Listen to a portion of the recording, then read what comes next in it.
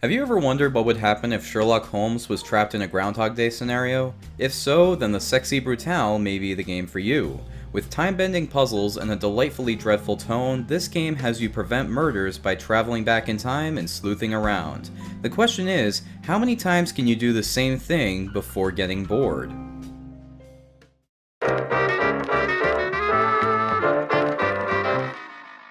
The Sexy Brutale stars Lacadio Boone, a preacher who wakes up during the yearly party called the Sexy Brutale that Lucas Bonds hosts at his casino mansion.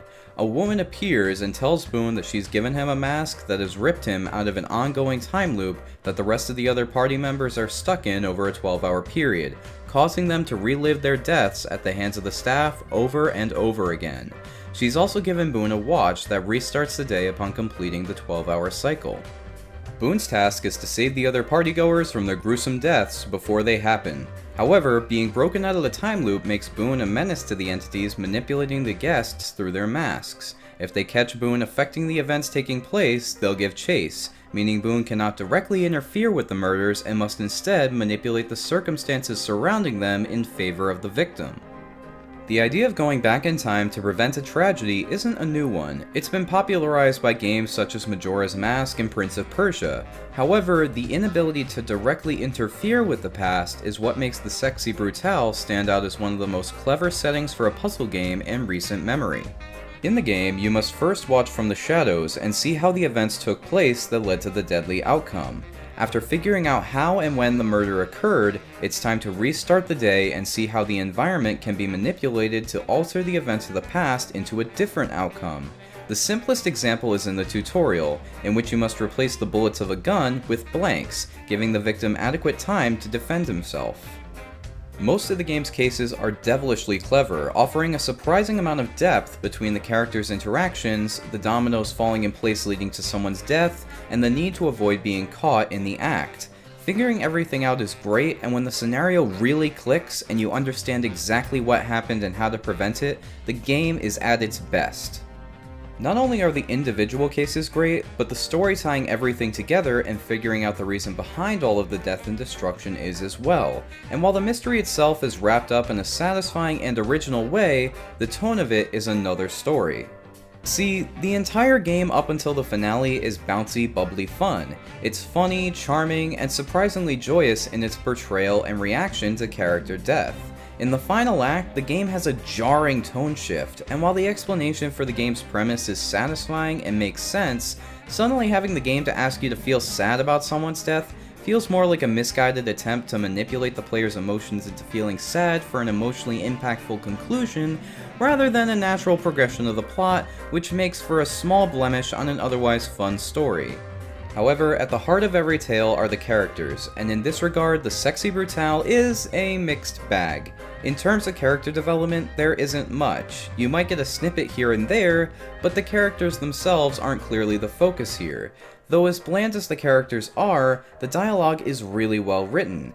Sure, some of it is kinda blatant to give the player clues to solve the case, but oftentimes just hearing what these characters mutter to themselves when they're alone makes for a great laugh. So while they may not be fully fleshed out, the characters do make for a fun cast. A big reason for this is, yet again, the tone of the game. Over the course of one case, you'll see the characters involved die over and over again, and once you save them, they thank you, take off their mask, and go about the rest of their day. Until you turn back the clock and they're doomed to die all over again. It's kind of hard to care about these characters when reverting the clock means all of the effort put into saving them was ultimately just to gain the power from their mask. On the other hand, the visuals are fantastic. The character designs are great, and the big-headed, quirky looks of each character grants a lot of style. Even more impressive is the mansion itself. Clearly inspired by Clue with the big mansion and murders taking place, the gorgeous environment makes this place stand out from all the other mansions in gaming with design alone. Not to mention the graphics are well rendered and a delight to the eyes. Animations are snappy and poppy, and the designs are cute and funny, leading to an entertaining juxtaposition between the gory deaths and the cheery style, only adding to the comedic tone the game sets out to achieve. The only visual downside is the slight delay when changing rooms, which isn't too bad, but it is noticeable enough to mention.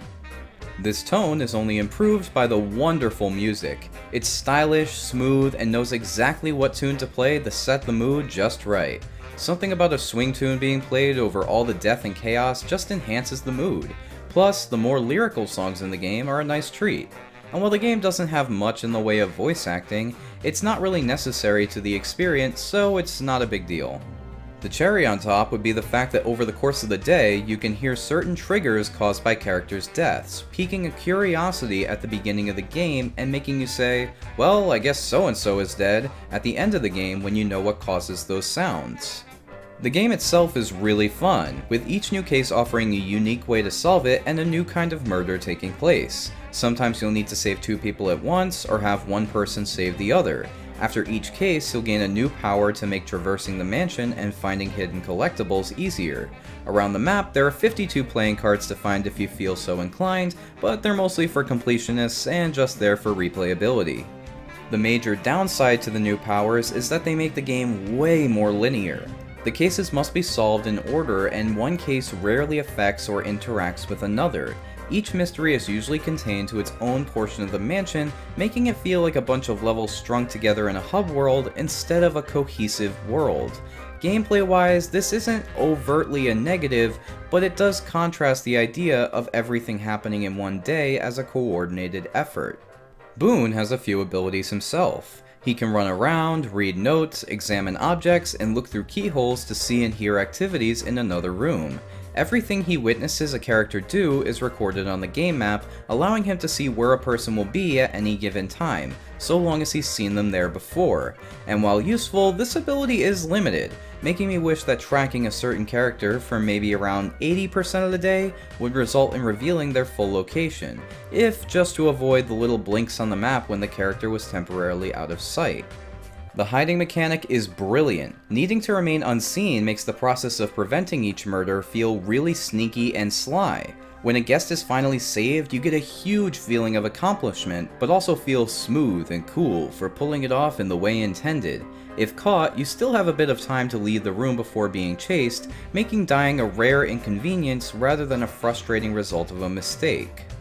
Although I do wish there were more than one way to save everyone, since each puzzle only has one specific solution despite there being many other possibilities present if you use your imagination.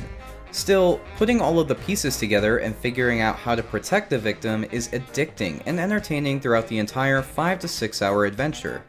The biggest issue the game has to do with padding. Sometimes doors are locked for no reason other than to make the path around them take more time. Other times you'll need to listen to a pointless conversation immediately after restarting the day in order to get to a room on the other side. The worst offender, however, is the time travel. As a mechanic, it's great and used very cleverly to the puzzle's benefit, but in execution, it's pretty sloppy. The only way to go back in time is to restart the entire day from the beginning, meaning that if you want to see only 2 or 3 events in the day, you have to sit through everything all over again instead of just going back to the moment you're interested in. You can go forward to 4 or 8 PM, but there's not much point in it because it's hard to be sure you can make it to your desired location in time.